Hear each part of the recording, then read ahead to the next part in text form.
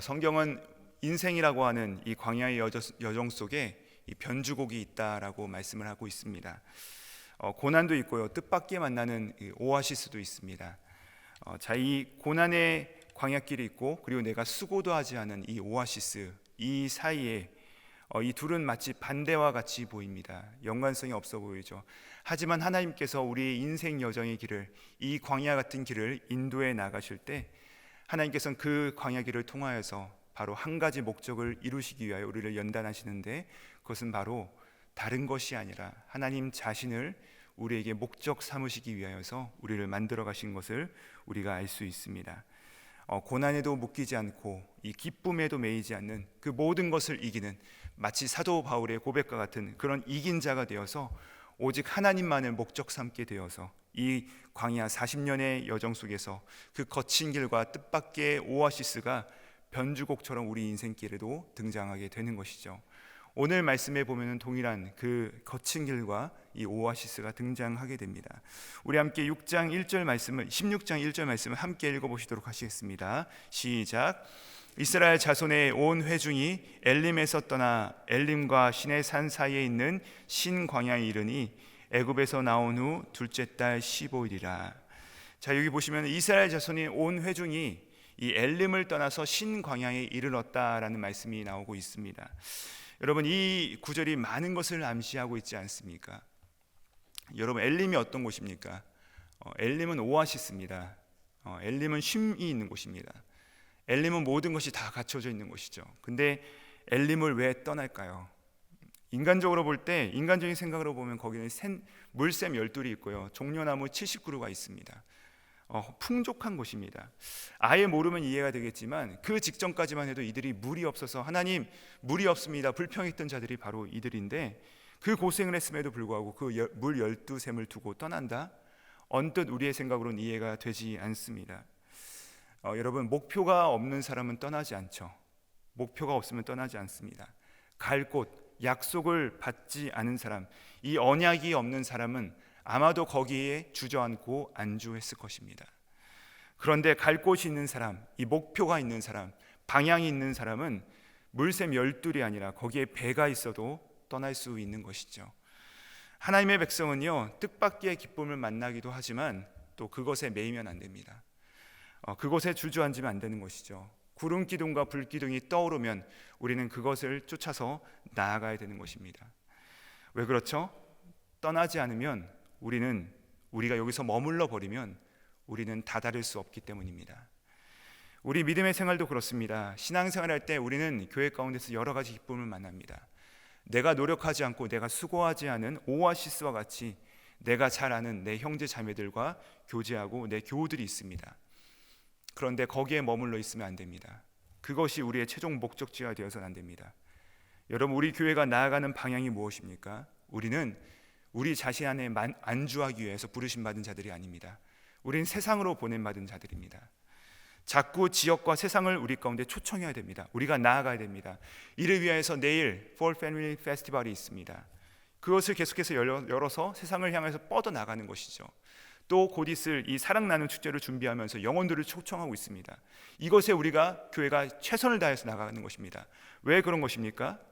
하나님께서 우리를 교회되게 하시고 또 생명 얻은 이 백성을 모아주신 까닭은 이 땅 가운데서 우리가 성을 쌓기 위함이 아닙니다. 교회가 영혼을 구원하는 사명, 이 하나님께서 우리를 부르신 이 목적을 잃어버리면 우리가 이룬 듯하지만 사실은 잃어버린 것이죠. 하나님과는 전혀 상관없는 상을 쌓게 되는 것입니다. 우리만의 그 어떤 것을 짓게 되고 마는 것이죠. 우리가 편하고 좋은 곳을 나타나면 거기에다가 영원히 내가 초막셋을 짓고 살고 싶다라는 생각이 드는 것은 당연합니다. 이것이 우리를 주저하게 만드는 이유요, 또 나태하게 만드는 그 목적을 상실하게 만드는 이유가 될 수 있다는 것이죠. 하나님께서 우리 교회 가운데 폭포수와 같은 놀라운 은혜를 부어주고 계십니다. 여러분 믿으십니까? 여러분, 그 이유를 잘 기억하셔야 됩니다. 그래서 잘못하면 이 엘림의 축복이 아니라 저주로 마치는 인생들이 많다는 것입니다. 그러므로 신앙의 목적이 분명한 삶이 참된 기쁨의 삶입니다. 여러분은 어떤 목적을 가지고 사십니까? 그 목적이 하나님 자체가 되시며 또 하나님의 영광과 그의 나라가 확장되는 것입니까? 아니면 우리 자신이 주어가 되는 삶입니까? 다시 한번 이 아침 가운데 우리의 인생의 목적을 기억하시고 또 교정하시고 수정하시어 바른 길로 나가시는 우리 모두가 되시기를 우리 주님의 이름으로 축복합니다. 그리하여서 이 엘림에서 나온 이스라엘 백성들이 어디로 향합니까? 남쪽에 위치한 이 신광야로 나아갑니다. 때는 길을 떠난 지 약 한 달쯤 되었다라고 합니다. 그렇게 한 달쯤 되다 보니까 그때서부터 또 이 사람들의 마음속에 고질적인 질병이 나타납니다. 뭡니까? 원망이 나오기 시작합니다. 뭐라고 하죠? 우리 함께 3절 말씀 함께 읽어보시겠습니다. 시작. 이스라엘 자손이 그들에게 이르되 우리가 애굽 땅에서 고기 가마 곁에 앉아있던 때와 떡을 배불리 먹던 때에 여호와의 손에 죽었더라면 좋았을 것을 너희가 이 광야로 우리를 인도하여 내어 이 온 회중이 줄여 죽게 하는도다. 여러분 이거 처음 아니죠? 이렇게 원망한 거 처음 아닙니다. 우리 사랑하는 담임 목사님께서 설교해 주셨던 그 본문 말씀에도 보면은 이 이스라엘 백성들이 뭐라고 합니까? 우리가 매장지가 없어서 이곳으로 끌고 와서 죽게 하느냐, 우리가 차라리 애굽 사람의 종살이가 되었으면 참 좋았겠다라고 얘기를 하죠. 또 15장에서는 물이 없다라고 불평합니다. 여기뿐만 아니라 정말 여러분 틈만 나면 이 앞으로 펼쳐질 모든 상황 가운데서 틈만 나면 그 이유를 만들어서라도 불평하는 모습 우리가 볼 수가 있습니다. 왜 원망을 하죠? 다른 것이 없습니다. 두 가지입니다. 망각과 왜곡 때문입니다. 망각과 왜곡. 먼저 무엇을 망각한 것입니까? 하나님께서 홍해를 가르시 사건을 망각한 것입니다. 출애굽을 시작하면서 보면 이들이 고통스러워서 부르짖습니다. 하나님 우리를 구원하여 주십시오. 이들의 고통스러운 그 부르짖음 가운데 하나님께서 들으시고 반응하셔서 이들이 출애굽하게 된 것이죠. 근데 이들은 이것을 잊어버린 것입니다. 또 이들이 무엇을 합니까? 왜곡을 합니다. 무엇을 왜곡합니까? 애굽에서 이들은 행복하지 않았습니다. 애굽에서 이들은 괴로운 종살이, 이 노예로서 살아갔던 자들이에요. 먹을 것이 부족했습니다. 노예였습니다. 그런데 이들이 뭐라고 왜곡합니까? 우리가 고기 가마 곁에서 앉아서 떡을 배불리 먹었다. 여러분 이들은 벽돌 굽는 가마 곁에 앉았었지 고기 가마 곁에 앉은 적이 한 번도 없습니다. 기억이 왜곡된 것이죠. 그때가 더 행복했다. 그때가 더 풍성했다. 여러분 이런 불만의 원천이 무엇입니까? 하나님께서 우리를 구원하신 그 은혜를 잊어버린 것입니다. 그 구원의 은혜를 잊어버리니까 하나님의 그 구원의 기쁨도 망각해버리고 당장 나에게 그 닥친 문제에 집중해버리는 것이죠. 그러니까 자연스레 그 고통스러웠던 기억도 왜곡해서 그때가 더 행복했다라고 말하면서 불평하기 시작하는 것입니다. 민수기에서는 또 뭐라고 하냐면 이렇게 얘기합니다. 우리가 애굽에 있을 때 값없이 생선과 오이와 참외와 부추와 파와 마늘을 먹었다라고 합니다. 여러분 이게 먹고 싶은 목록이지 먹던 적이 없습니다. 예, 이 마치 군대에서 내가 먹고 싶었던 목록을 적었던 것이지 이 망각과 왜곡이죠. 전혀 그런 적이 없습니다. 근데요 놀라운 것은 우리도 마찬가지입니다. 우리도 동일합니다. 우리도요 망각하고 왜곡합니다. 하나님의 은혜로 구원해 주신 그 은혜와 감격이 있으면 어떠한 가운데서도 우리 가운데 기쁨과 감사가 넘치죠. 근데 이 은혜와 감격이 망각되어 버리고 왜곡되어져 버리면 좋은 것이 넘쳐나는데도 불구하고 좋은 줄 모르고 감사한 일이 있음에도 불구하고 그것에 불만과 불평을 먼저 터뜨리는 것이 바로 우리의 자아상이라는 것이죠. 여러분 그러나 사도행전에 보시면요 사도들이 오순절 거룩한 성령께서 임하신 다음에 그 능력을 체험하고 나서 이들이 복음을 전하러 나아갑니다. 그때 이들이 어떤 수모를 당합니까? 정말로 핍박을 당하고 고난을 당하지 않습니까? 매를 맞지 않습니까?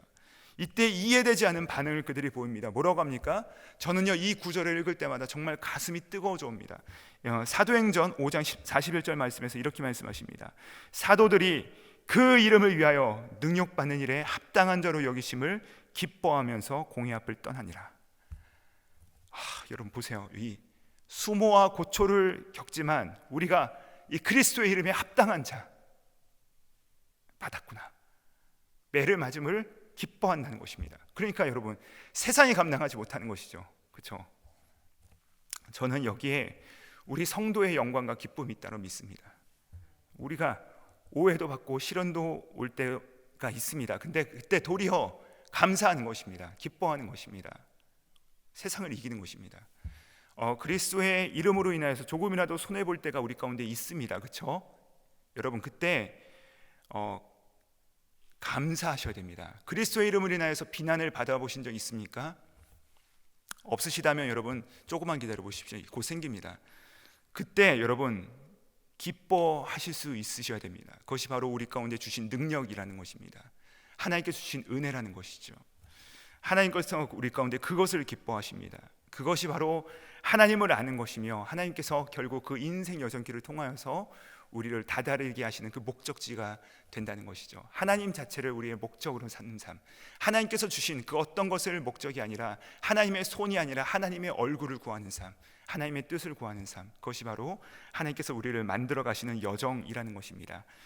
그래야 해서 하나님께서 우리를 그렇게 만들어 나가실 때 하나님 결국엔 우리가 하나님과 우리 주변에 대해서 다오 하나님 부족합니다 더 주십시오라고 하는 인생이 아니라 이제는 그것을 넘어서 하나님과 우리 이웃에게 내가 줄 수 있는 것이 무엇일까를 고민하며 나아가는 삶으로 바꾸어 나가신다는 것입니다. 그러자 하나님께서 어떻게 하십니까? 4절부터 5절 보니까 우리 하나님의 풍성함이 나옵니다. 이 찔끔찔끔 주시는 것이 아니라 만나를 어떻게 주십니까? 비처럼 내리십니다. 그런데 여러분 여기 조건이 있습니다. 이것을 매일 아침 나가서 거두어야 합니다. 그런데 여섯째 날에는 갑절을 거두어라 라고 말씀하십니다. 예비하시고 훈련하시는 것이죠. 무슨 훈련이죠? 바로 우리 주님께서 주기도문에서도 기도하셨듯이 일용할 양식을 구하는 것입니다. 너무 욕심버리지 말고 하나님께서 하루하루 우리를 먹이신다는 것을 너희가 기억하고 신뢰하면서 그 하루 양식으로 인하여서 감사하라는 것입니다. 또 무엇을 준비하시는 것입니까? 안식을 준비하시는 것입니다. 노예로 살던 이들, 안식이 없던 이들의 삶 가운데 안식을 주시는 것입니다. 우리에게도 마찬가지죠. 우리가 이 하나님의 은혜로 구원을 얻은 후에 신기하게도 그분은 우리에게 날마다 일용할 양식을 주십니다. 또 이 안식일을 지킴으로 우리를 평안을 누리게 하세요. 여러분 우리는요 이 안식이 없는 시대를 살아가고 있습니다. 모두가 다 정말로 바쁘게 살아가죠. 너무나도 분주하고 마치 무엇인가 묶이듯 살아가는 이 시대 속에서 우리 주님은 우리를 노예가 아니요 자유인으로 선언하시면서 우리를 부르신다는 것입니다. 그러면 또 어떤 분이 또 이렇게 말합니다. 저희는 주일에 일하는데요. 또 이번 For Family Festival 할 때 일하는데요. 봉사하는데요. 이러는데 여러분 참된 안식이란 무엇이냐? 내가 쉬는 날이 아니라 나를 위함이 아니요 하나님을 위하여서 또 공동체를 위하여서 이웃을 위하여서 우리의 시간과 삶을 사용하는 것이 참된 안식입니다. 여러분 이 안식을 누리시는 우리 모두가 되시기를 주님으로 축복합니다. 그리하여 하나님께서 밤에는 만나를 내리시고 저녁에는 메추라기를 보내셔서 이들을 배불리 먹이시는데 이들의 원망에 대하여 반응을 하시는 것처럼 말씀을 하시죠. 우리 함께 8절 말씀 함께 읽어보시겠습니다. 시작. 모세가 또 이르되 여호와께서 저녁에는 너희에게 고기를 주어 먹이시고 아침에는 떡으로 배불리시리니 이 여호와께서 자기를 향하여 너희가 원망하는 그 말을 들으셨음이라. 우리가 누구냐? 너희의 원망을 우리를 향하여 함이 아니요 여호와를 향하여 함이로다. 여러분 하나님께서 어린아이와 같은 이들의 투정, 이 원망을 들어주십니다. 들어주시고 응답해 주십니다. 마치 부모가 자녀에 향하여서 기꺼이 응답하시듯이 들어주세요. 우리 하나님 풍족한 분이시죠. 풍성하게 주십니다. 그러나 오늘 모세는요 우리 가운데 무서운 사실을 폭로합니다. 이 원망하는 자세의 본질을 폭로하는데 뭐라고 합니까? 너희가 우리에 대해서, 나에 대해서, 사람에 대해서 원망하지만 그 원망은 나에 대한 것이 아니요 원망은 누구를 향한 것이라 말하고 있어요? 하나님을 향한 것이다라고 말하고 있습니다. 여러분 무서운 말입니다. 우리의 원망이요 사람에게 하는 것 같습니다. 나의 불평이 그 사람을 향하는 것 같습니다. 그러나 사실 그 배후에 역사하시는 그 하나님을 인정하지 않는 태도라고 말하고 있는 것이죠. 여러분 내가 그 사람에게 원망하는 것처럼 보이지만 실은 그 나의 칼끝이 향하고 있는 그 포인트점은 누구냐? 바로 하나님이라는 것입니다. 무서운 말이 아닐 수 없습니다. 그래서 여러분 주님께서 뭐라고 하십니까? 사울아 사울아 내가 왜 나를 핍박하느냐라고 말씀하시죠. 부족해 보이고 연약해 보이는 성도와 이 교회를 향하여서 우리의 모든 원망과 그 비난과 불평은 결국에 이 하나님을 향하여 있다는 것을 여러분 기억하셔야 된다는 것입니다. 그러나 우리 주님 어떤 분이십니까? 원망을 통해 하나님을 향하여서 이 날선 칼끝을 드러내는 이 이스라엘 백성에게 여전히 그분의 영광을 보여주십니다. 우리 10절 말씀인데 이렇게 말씀하십니다. 아론이 이스라엘 자손의 온 회중에게 말하며 그들이 광야를 바라보니 여호와의 영광이 구름 속에 나타나더라.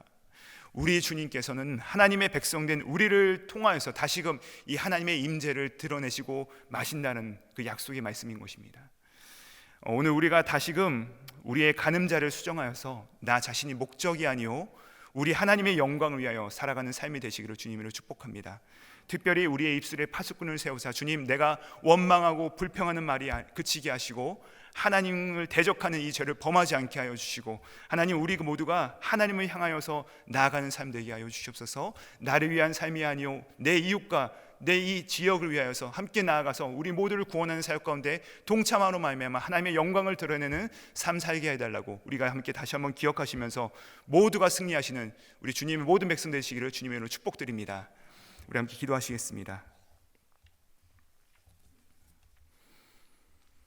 하나님, 감사합니다. 원망과 불평의 불같은 이 파급성을 보면서 그것이 또한 그 정체가 사람을 향함이 아니요 하나님과 대적하는 것임을 보게 하심을 감사드립니다. 주님, 우리 입술에 파수꾼을 세워주셔서 단 한마디도 남을 실족시키거나 원망하는 말 하지 않도록 도와주시고, 도리어 잠자고 있는 영혼을, 또 낙심하고 있는 영혼을, 또 잃어버린 영혼들을 깨워서 이번 Fall Family Festival에 초청하여 다 주님 앞으로 회복시키는 생명의 샘물이 되게 하여 주시옵소서. 십자가 위에서 우리를 위해 그 모든 생명을 쏟아주신 예수님의 이름 받들어 기도드립니다. 아멘.